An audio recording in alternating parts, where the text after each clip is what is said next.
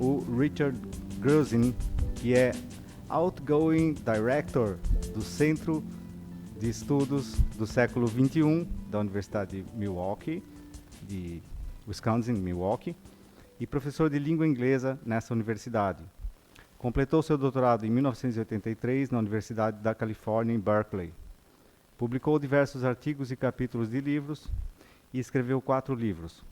Em coautoria com J. David Bolter, Grusin escreveu Remediation, Understanding New Media, pela MIT Press, em 99, um clássico bastante conhecido entre os estudiosos de comunicação, que esboça uma genealogia das novas mídias, explicitando as lógicas visuais contraditórias que compõem a base das mídias digitais contemporâneas. Remediation se tornou leitura obrigatória para alunos de graduação e pós-graduação no campo de estudos de novas mídias. Seu 4º livro, Pre-Mediation, Affect and Mediality After 9/11, saiu pela Palgrave em 2010, tem a premissa de que em uma era de aumento de medidas de segurança, tanto uma sociedade estadunidense conectada quanto os veículos midiáticos globais trabalham em uma ação de pré-mediação de afetos coletivos, de antecipação e conectividade, enquanto perpetuam níveis baixos de apreensão ou medo. Atualmente, Grusin trabalha em um novo livro, provisoriamente intitulado Radical Mediation, e também lançou esse ano, ele editou o livro The Non-Human Turn, pela University of Minnesota Press, if I'm not wrong. É já citado aqui. Tudo bom? Boa tarde. Okay, I will just get going without preliminaries because coffee is waiting for us after this session, but I hope people were at least got some blood flowing there. And I will speak in English.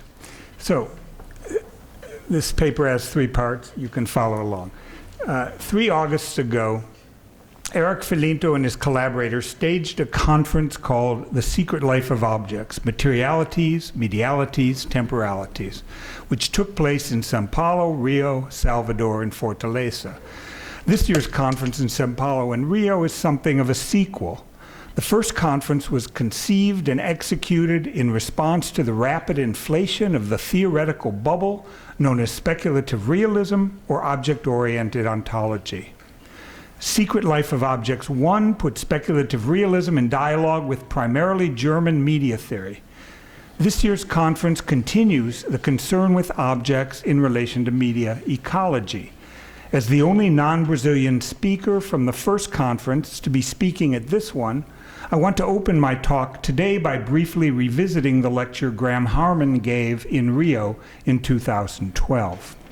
Harman addressed the conference theme by taking the secret life of objects to refer to his own position that objects can never make contact, that all objects withdraw from contact. He unfolded his argument through a reading of Erick and Marshall McLuhan's Laws of Media, reading Marshall McLuhan's famous slogan, "The medium is the message," as a statement about figure and ground.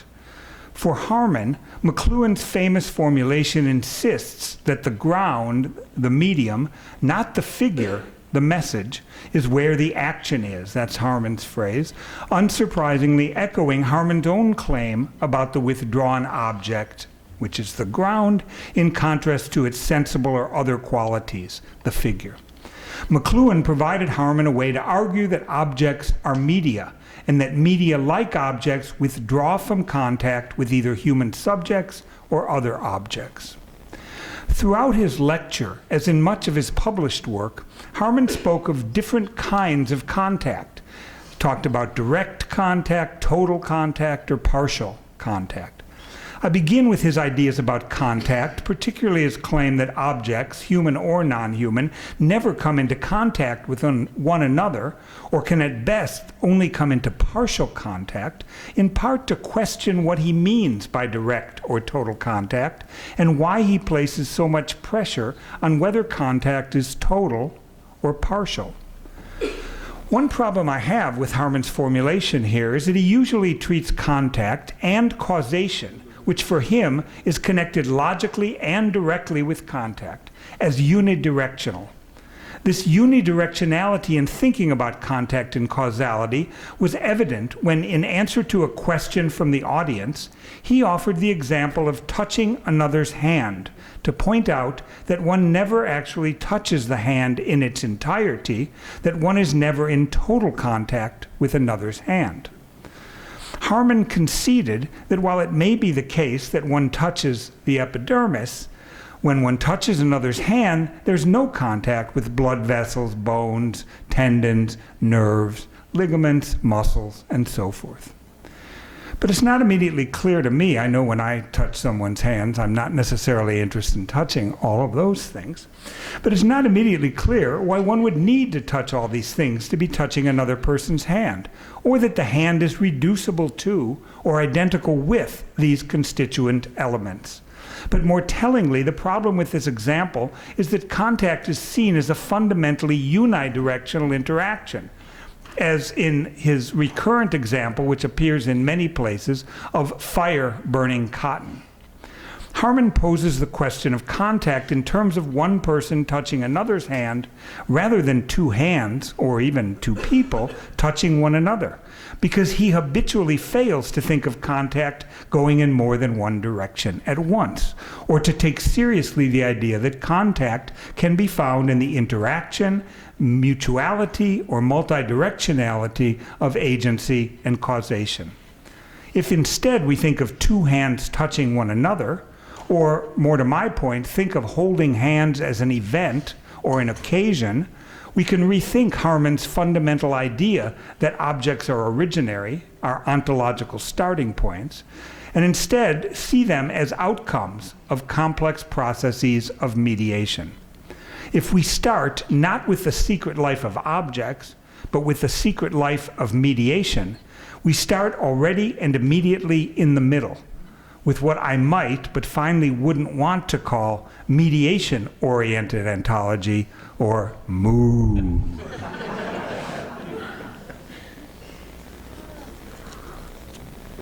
Part 2, radical mediation, and this is the heart, the longest section of the essay. Mediation has become one of the central intellectual problems of the 21st century. The question of mediation has come to the forefront in part because of extraordinary technological acceleration in the late 20th and 21st centuries, the rampant proliferation of digital media technologies that sometimes goes under the name of mediatization.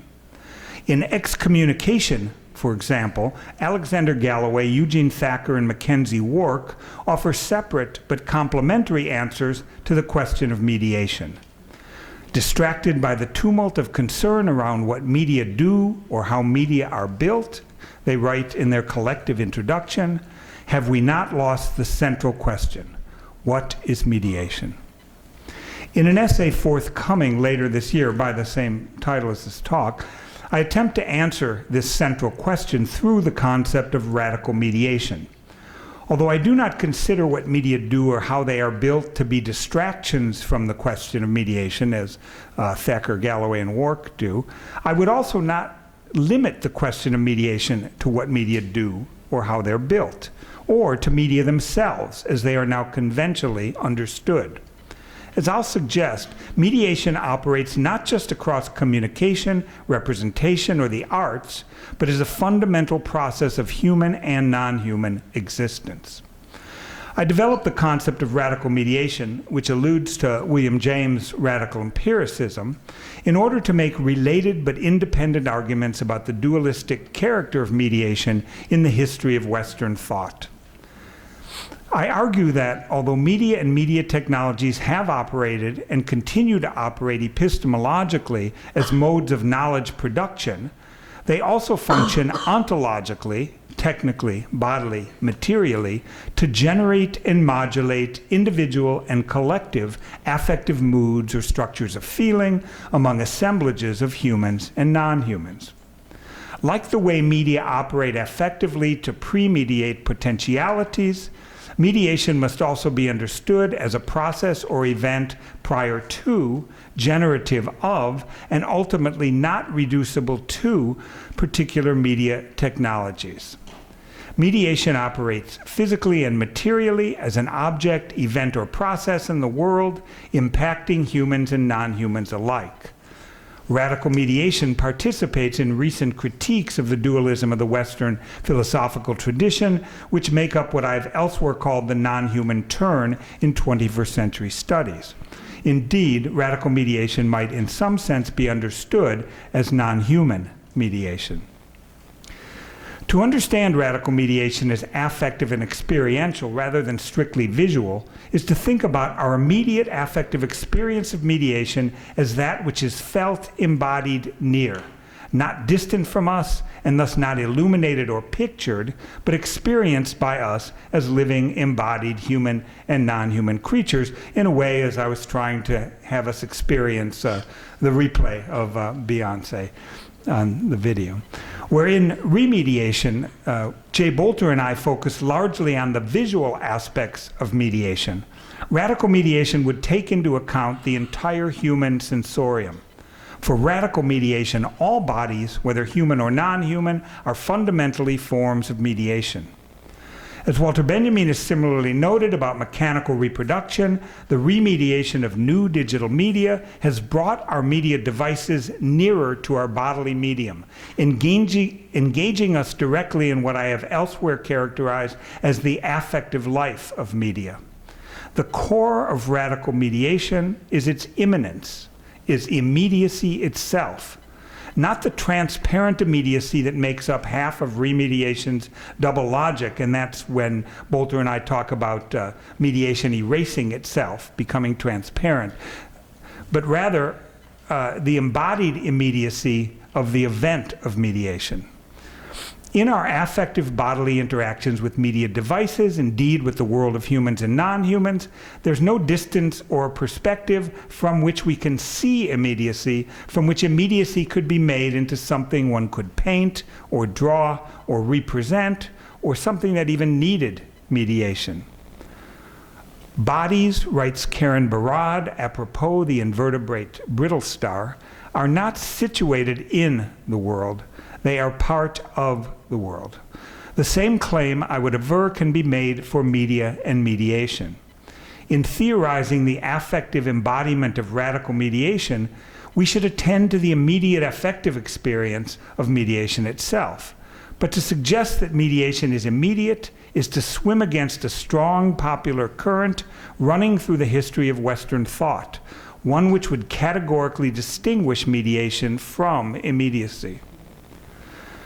Unlike Hegel's influential critique of immediacy, and basically a critique that we never have an immediate relationship with the world, radical mediation does not take mediation as coming or standing between already actualized subjects, objects, actants, or entities, or even as being within objects, but rather treats mediation as the process, action, or event that generates or provides the conditions for the emergence of subjects and objects, for the individuation of entities within the world.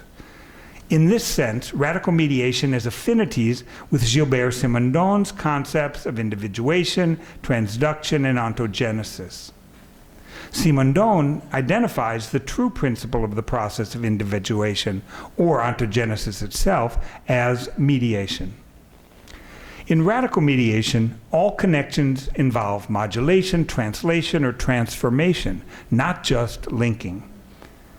Following Latour, I insist upon this distinction because connection could and often is taken as simply linking entities that pre-exist their mediation, whereas I understand mediation as fundamentally what Simondon calls transductive, part and parcel of, yet not reducible to, experience.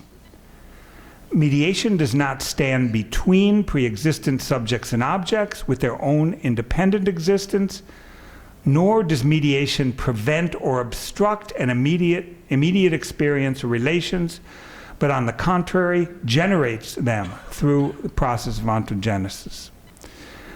Not only is mediation immediate, but it is also individuating, operating through a process of becoming to generate individual subjects and objects, which are themselves always remediations. Another way to explain radical mediation is through Charles Sanders Peirce's thinking about mediation in the later part of his life, particularly his conviction that mediation is more than the conjunction of two dyadic relations, but a form of thirdness operative in nature. In his later theories of biosemiosis, Peirce moved towards an ontological understanding of mediation, particularly in relation to non-human nature, as non-representational. Thus, for Peirce, a sunflower, for example, can be understood as a mediation or representamen of the sun. And Peirce writes, if a sunflower, in turning towards the sun, becomes by that very act fully capable, without further condition, of reproducing a sunflower which turns in precisely corresponding ways towards the sun, and of doing so with the same reproductive power, the sunflower would become a representamen of the sun. And for Peirce, mediation is always this ongoing process, really not very different from someone like Whitehead and his notions of occasions of experience. So as he's defining it here, it's the sunflower turning, reproducing another, capable of reproducing another sunflower, which would also turn in corresponding ways and also have that reproductive power of producing another, and so on. What Peirce here calls representamen, he elsewhere, and increasingly in his later work, comes to understand as mediation. Each is a category of what he calls thirdness, a form of thought whose most radical formulation is operative in non-human nature. As for example, when he claims that, another quote from Peirce, thought is not necessarily connected with a brain. It appears in the work of bees, of crystals, and throughout the purely physical world. As thirdness, mediation does not come between preformed subjects and objects, but operates like the non-human processes or activities which generate honeycombs, crystalline structures, sunflowers, or language.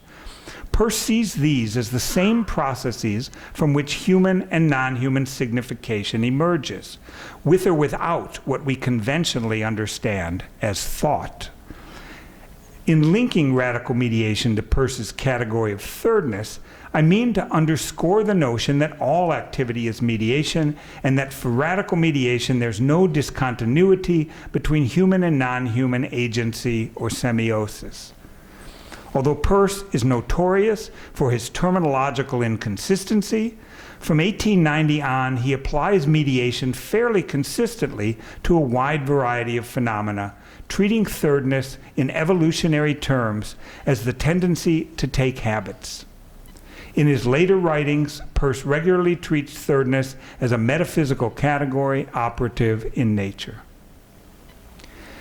In laying out the concept of radical mediation, I refer not only to how media ecologists might talk about the ubiquitous and quotidian nature of our media every day: phones, tablets, TVs, laptops, and gaming platforms, Facebook, Twitter, email, Tumblr, Reddit, and Tinder, securitization, finance, surveillance, and transaction data. Rather, I mean to refer as well to the ubiquitous nature of mediation itself: flowers, trees, rivers, lakes, and deserts, microbes, insects, fish, mammals, and birds, digestion, respiration, sensation, reproduction, circulation, and cognition, planes, trains, and automobiles, factories, schools, and malls, nation-states, NGOs, indigenous communities, or religious organizations, rising sea levels, increased atmospheric concentrations of CO2, melting ice caps, intensified droughts, violent storms. Taking a cue from the work of Jussi Parikka, radical mediation also insists upon the multiple materialities of our communication media, their dependence upon destructive extractive industries for the minerals and other materials from which media devices are built, their extravagant use of electrical power with all of its attendant environmental costs, and their proliferation and persistence as technical waste, whose ecological consequences remain largely unknown. But in calling attention to the costs, destruction, and waste of mediation, I don't mean to understand these materialities simply as economic or industrial supports or infrastructure for media and mediation, but rather as mediations themselves, no different from the text, photos, sounds, videos, or transaction data that circulate on our media devices and that provide the data for corporate, technical, and governmental surveillance. Radical mediation is not a unifying or totalizing idealism that holds together disparate and heterogeneous practices, events, and entities. Nor is it strictly a realism, speculative or otherwise, that insists that there are only disparate and heterogeneous objects and things that do not finally relate to each other. And this refusal of either of these categories comes straight from William James and his account of radical empiricism. Rather, radical mediation takes existence or the real itself as a form of mediation. Because mediation is always transformative, one of the things that's radical about mediation is its ability dramatically to change scale, moving among smaller and larger, simpler and more complex, briefer and more extended assemblages or entities. Radical mediation insists that it is mediation all the way down. Even the smallest or most basic components are mediations, even those tens of trillions of bacteria that Eduardo Koch tells us are inside our body. Even those components are mediations which by scaling up can be remediated into larger entities, just as by scaling down, larger or more complex entities and events can be remediated into smaller or less complex ones.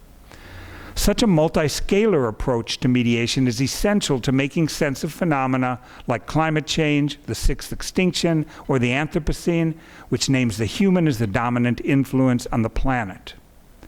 In recognizing that humans must now be understood as climatological or geological forces on the planet that operate just as non-humans would, the Anthropocene demands a form of mediation that can operate on multiple scales, independent of human will, belief, or desires. We might want some of these changes that we've set in motion to stop, but our wanting them to stop is not going to do it. One of the most striking legacies of the 2000-level Sendai earthquake, for example, and its dramatic impact on the Fukushima nuclear power plant was its reminder that the nuclear reactions produced in damaged fuel rods operate according to their own time scale, having more to do with the half-life of uranium than with the periodicity of the mediatic or any other human system.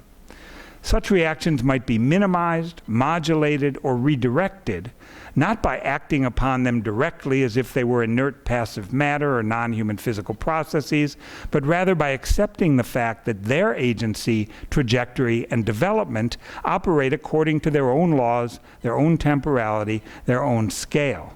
Remediation, both in the environmental and in the meteorological sense, must take these radically different scales into account.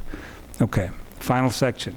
The mediation ecology of Ebola. Because an attempt to think an example of radical mediation in a little bit of detail. Because radical mediation calls for a shift of focus from media to mediation. I want to conclude by thinking about the shift in relation to the conference's interest in media ecologies. What would it mean to think of not of ecologies of media, but ecologies of mediation? How might this help us to move away from thinking only about communication media and to begin thinking more broadly about all sorts of human and non-human media, especially about the process of mediation itself? To pursue these questions, I want briefly to take as an example of mediation ecology the Ebola outbreaks that peaked in 2014, but that are still to a lesser and much less visible extent ongoing today in parts of Africa. The radical mediation of the human body might provide one way to make sense of this outbreak. But by starting in the middle with mediation itself, I don't mean to focus only on how print, televisual, and network news media work together to generate a high level of fear regarding the contagiousness of the Ebola virus, particularly through playing on American media public fears, US media especially, of Africa as a dark continent from which danger of all sorts would be likely to arise from unprotected contact with dark bodies. Nor do I mean that we should start with how popular media accounts of Ebola remediated literature, film, and other narratives of contagious epidemics in order to premediate potential medical catastrophes. As useful, illuminating, and on point as such approaches might be, and I think they are, they remain still within the traditional concept of mediation as representation or communication that I've been contesting here today. By starting in the middle with mediation, I mean instead to suggest that the consequences of Ebola mediation cannot be separated from the consequences produced by the Ebola virus itself. Ebola mediation is not distinct in kind from the Ebola virus, but a hybrid or mutant variant of the virus, an effect and a constituent of Ebola in the same way that people infected with the disease are also effects of Ebola. Thus, in October 2014, when several U.S. states invoked the medically accepted 21-day incubation period of Ebola to impose mandatory quarantines on specific individuals who had been directly exposed to the Ebola virus but were not showing any symptoms, as if they were contagious, but they had no symptoms, it was the media shock generated by Ebola mediation, as much as any empirical evidence of infection, that brought about the quarantine. Just as being infected could get you put into quarantine, so could the media's or state's fear of infection. As an extension of the virus which works in tandem with its virological elements as part of its destructiveness, Ebola mediation was far more widely distributed than Ebola itself. More people were at risk for quarantine as a result of the collective affectivity or mood generated and transmitted by media and politicians than they were by the virus itself. To think Ebola in terms of radical mediation is also to remember that the Ebola virus is zoonotic. That is, it crosses over from non-humans to humans, which is not the case for many diseases. In Spillover, David Quammen makes it clear that as far as Ebola and related diseases are concerned, there's no categorical or epidemiological distinction between human and non-human host animals. In between outbreaks of the disease, Ebola is thought to reside in bat colonies, from which the virus can be passed on to gorillas and humans. In transgressing the boundaries between humans and non-humans, Ebola acts as a form of viral mediation that spills over from organic to inorganic form, from its virological contagion through the circulation of bodily fluids, to its mediological contagion through the circulation of print, televisual, and socially networked media. One of the ways that Ebola gets crosses over is through humans eating infected gorilla meat, for example.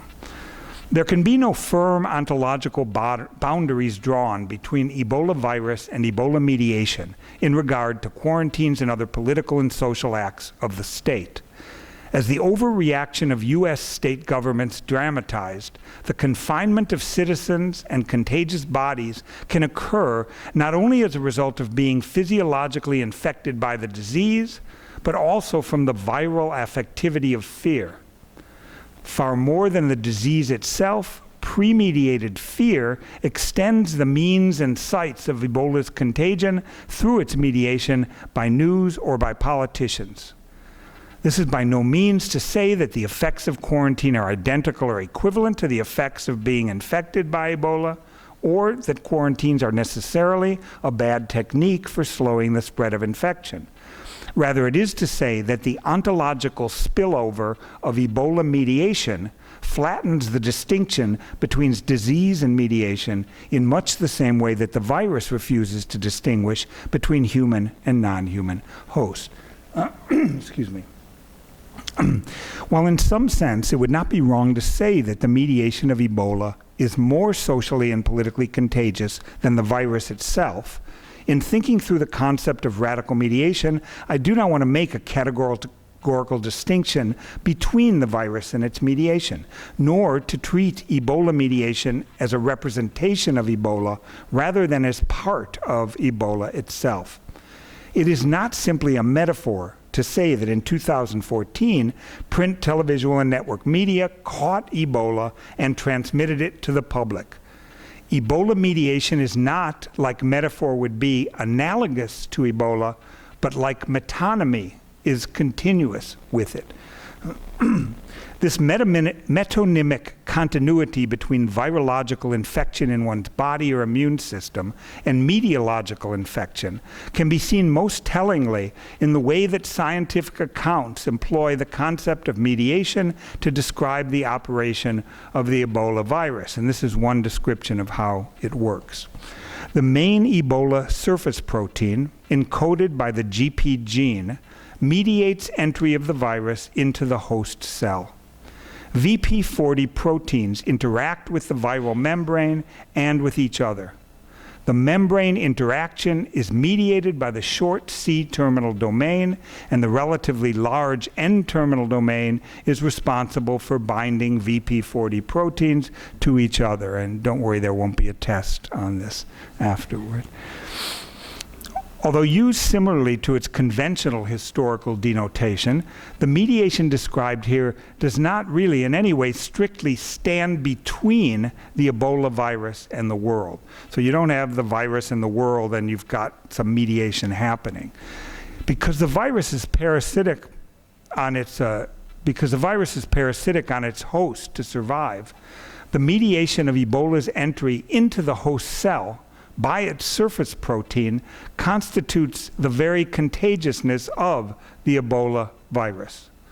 The Ebola protein's operation in binding to a host is what guarantees its continued existence.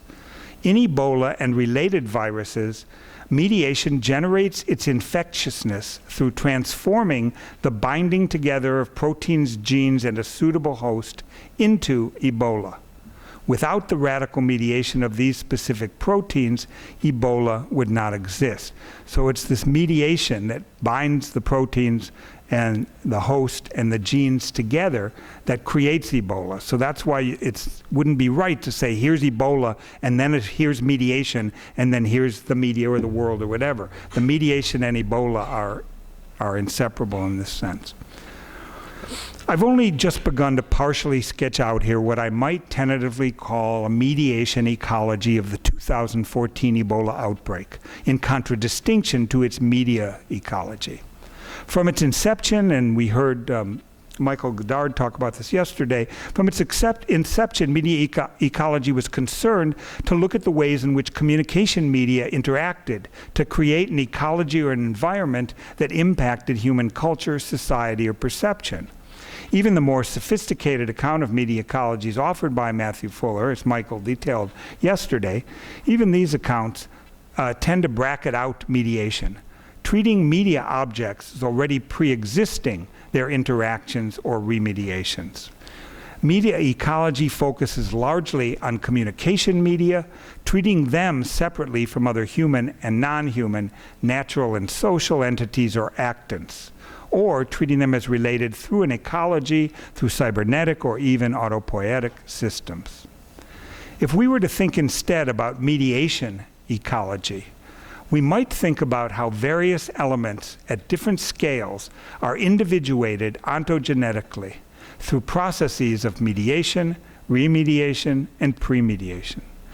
Going beyond the bounds of communication media that have traditionally defined media ecology, a mediation ecology might also provide another answer to the question of the secret life of objects and to Harman's contention that objects can never touch.